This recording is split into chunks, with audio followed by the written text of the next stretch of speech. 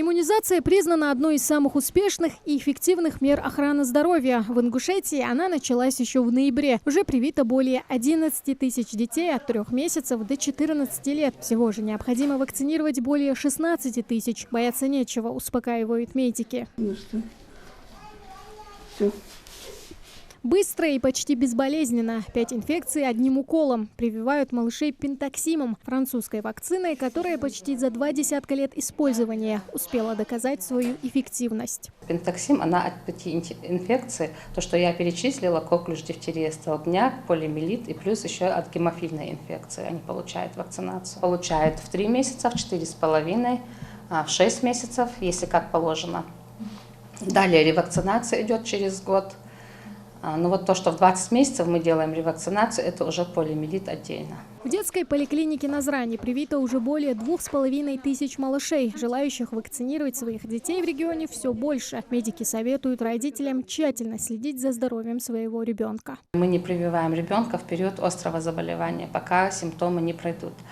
Мы не прививаем ребенка в период обострения хронических заболеваний.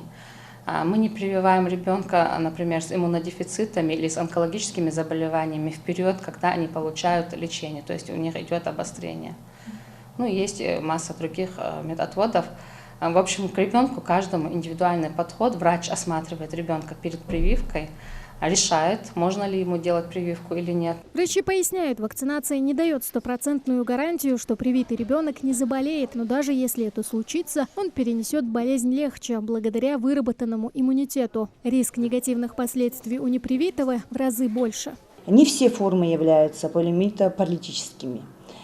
Самая страшная форма, именно паралитическая, она сопровождается параличем нижних конечностей, потому что поражаются в зависимости от вида серое вещество спинного мозга. Вот в случае этого то поражаются конечности. Это приводит к параличу, к сожалению. Сделать необходимые ребенку прививки можно в любом медучреждении. Прививать своего ребенка или нет решают родители. Но не стоит забывать, что своим выбором они подвергают опасности не только своих детей, но и тех, кто с ними контактирует. Тамара Хашагульгова, Магомед Таскиев, Новости 24.